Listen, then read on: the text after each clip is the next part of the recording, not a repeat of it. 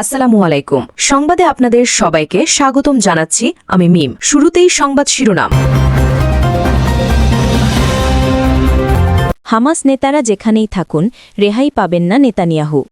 গাজায় জাতিগত নিধন চালাচ্ছে ইসরায়েল, জাতিসংঘ। নেতানিয়াহুকে হিটলারের আত্মীয় বললেন আর্দোগান। মুসলিম নেতাদের ইসরায়েলের সঙ্গে সম্পর্ক পুনর্বিবেচনার আহ্বান। ইসরায়েল একঘরে হয়ে পড়েছে, স্বীকার করলেন নেতানিয়াহু। সুপ্রিয় দর্শক, এতক্ষণ শুনছিলেন সংবাদের শিরোনাম, এখন বিস্তারিত। হামাস নেতারা যেখানেই থাকুন রেহাই পাবেন না নেতানিয়াহু। কাতারে গত সপ্তাহে হামলা চালানোর পর ফিলিস্তিনি স্বাধীনতাকামী সশস্ত্র সংগঠন হামাসের নেতাদের ওপর ফের হামলার হুমকি দিয়েছেন ইসরায়েলি প্রধানমন্ত্রী বেনিয়ামিন নেতানিয়াহু। তিনি বলেছেন, যেখানেই থাকুন না কেন তারা রেহাই পাবেন না। জেরুজালেমে সোমবার 15 সেপ্টেম্বর এক সংবাদ সম্মেলনে এ হুমকি দেন নেতানিয়াহু। এ সময় তার পাশে ছিলেন ইসরায়েলে সফররত যুক্তরাষ্ট্রের পররাষ্ট্রমন্ত্রী মার্কো রুবিও। যুক্তরাষ্ট্রের পররাষ্ট্রমন্ত্রীকে পাশে নিয়ে ইসরায়েলি প্রধানমন্ত্রী বলেন, প্রতিটি দেশের নিজস্ব সীমানার বাইরে আত্মরক্ষার অধিকার রয়েছে। কাতারে হামাসের নেতাদের উপর ইসরায়েলি হামলার ঘটনা আন্তর্জাতিক অঙ্গনে ব্যাপক ক্ষোভের জন্ম দিয়েছে। সেই সঙ্গে মধ্যপ্রাচ্যে ঘনিষ্ঠ মিত্রদেশ কাতারের মাটিতে এমন হামলার নিন্দা জানিয়েছেন যুক্তরাষ্ট্রের প্রেসিডেন্ট ডোনাল্ড ট্রাম্পও। হামাসের দেওয়া তথ্য অনুযায়ী হামলায় 6 জন নিহত হলেও সংগঠনটির নেতারা বেঁচে গেছেন। নেতানিয়াহু এমন এক সময় এ মন্তব্য করলেন, যার একদিন আগে ডোনাল্ড ট্রাম্প কাতারকে আশ্বস্ত করেছেন যে দেশের মাটিতে আর এমন ঘটনা ঘটবে না।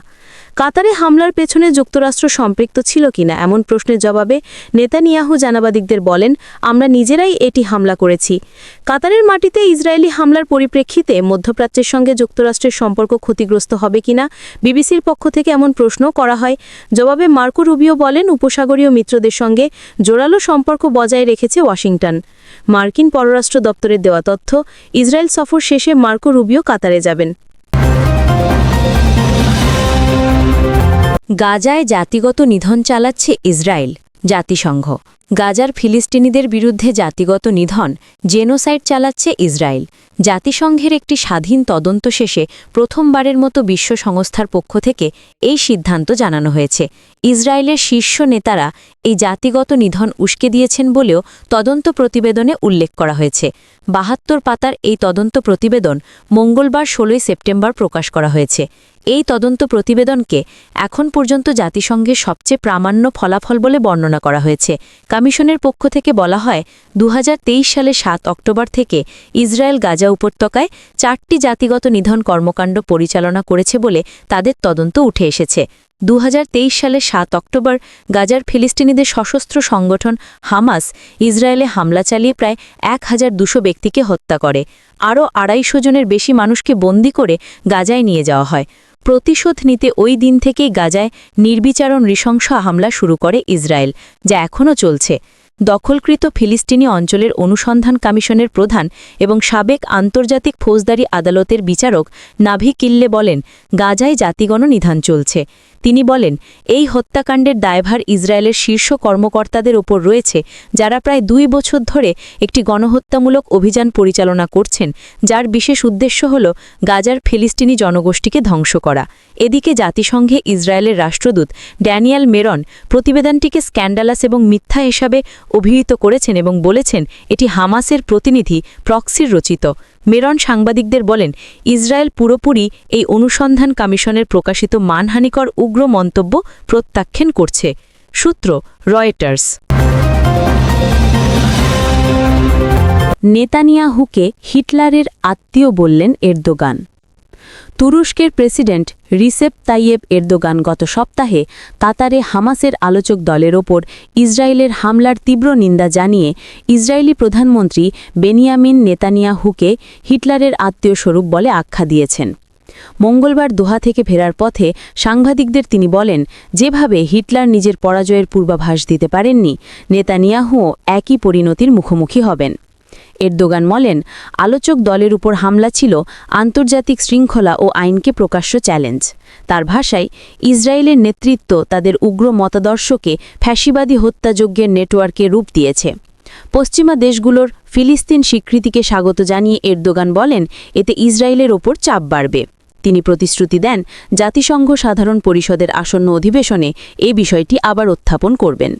এরদোগান লিবিয়া প্রসঙ্গেও কথা বলেন। তিনি বলেন, তুরস্ক শুরু থেকেই ত্রিপোলির বৈধ সরকারকে সমর্থন দিয়ে আসছে। পাশাপাশি পূর্ব লিবিয়ার সঙ্গেও কূটনৈতিক চ্যানেল খোলার চেষ্টা চালানো হচ্ছে। এরদোগানের ভাষায় এটি আঙ্কারার বহুমাত্রিক কূটনীতি, আঞ্চলিক দৃষ্টিভঙ্গি এবং শান্তির প্রতিশ্রুতির প্রতিফলন।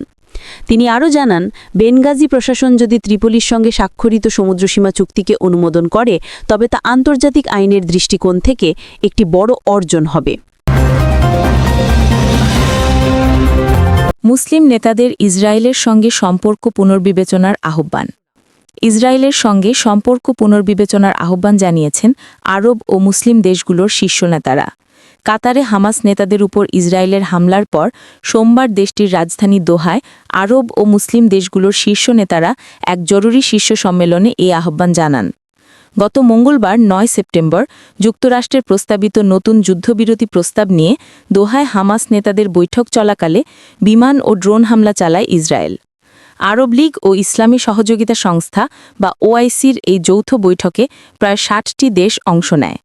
হামাস জানিয়েছে, হামলায় তাদের ৫ সদস্য ও কাতারের এক নিরাপত্তা কর্মকর্তা নিহত হয়েছেন। কিন্তু ফিলিস্তিনি স্বাধীনতাকামী সংগঠনটির শীর্ষ কোনো নেতা নিহত হননি।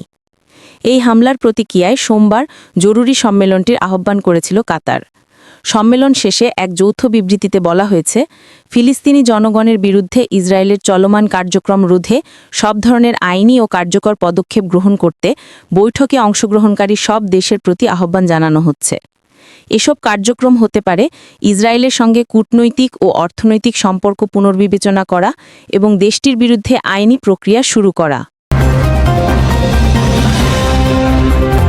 ইসরায়েল একঘরে হয়ে পড়েছে, স্বীকার করলেন নেতানিয়াহু। ইসরায়েল আন্তর্জাতিকভাবে একঘরে হয়ে পড়েছে বলে প্রথমবারের মতো স্বীকার করেছেন দেশটির প্রধানমন্ত্রী বেনিয়ামিন নেতানিয়াহু। গাজায় চলমান যুদ্ধ ও কট্টর উগ্র ডানপন্থী নীতির কারণে ক্রমবর্ধমান চাপের মুখে তিনি বলেছেন দেশকে এখন স্বনির্ভর অর্থনীতির সঙ্গে মানিয়ে নিতে হবে। সোমবার ১৫ সেপ্টেম্বর এক প্রতিবেদনে এই তথ্য জানিয়েছে বার্তা সংস্থা আনাদোলু। প্রতিবেদনে বলা হয়েছে, গাজায় চলমান যুদ্ধ ও তার সরকারের কট্টর ডানপন্থী নীতির কারণে ক্রমবর্ধমান আন্তর্জাতিক চাপে পড়ে অবশেষে প্রথমবারের মতো ইসরায়েলের একঘরে হয়ে পড়ার বিষয়টি স্বীকার করেছেন দেশটির প্রধানমন্ত্রী বেনিয়ামিন নেতানিয়াহু। সোমবার অর্থ মন্ত্রণালয়ের এক সম্মেলনে নেতানিয়াহু বলেন, আমরা এক ধরনের বিচ্ছিন্নতার মধ্যে চলে যাচ্ছি আর আমাদের ধীরে ধীরে এমন এক অর্থনীতির সঙ্গে মানিয়ে নিতে হবে যেখানে স্বনির্ভরতার বৈশিষ্ট্য থাকবে। মূলত নেতানিয়াহুর সরকার এতদিন কূটনৈতিকভাবে বিচ্ছিন্ন হওয়ার বিষয়টি অস্বীকার করে আসছিল। তবে মাসের পর মাস নানা সতর্কবার্তার পর নেতানিয়াহুর এই বক্তব্যকে বড় ধরনের স্বীকারোক্তি হিসেবে দেখা হচ্ছে। প্রিয় দর্শক, এতক্ষণ আমাদের সাথে থাকার জন্য ধন্যবাদ। আমাদের চ্যানেলে নতুন হয়ে থাকলে অবশ্যই চ্যানেলটি সাবস্ক্রাইব করে দিবেন। আল্লাহ হাফেজ।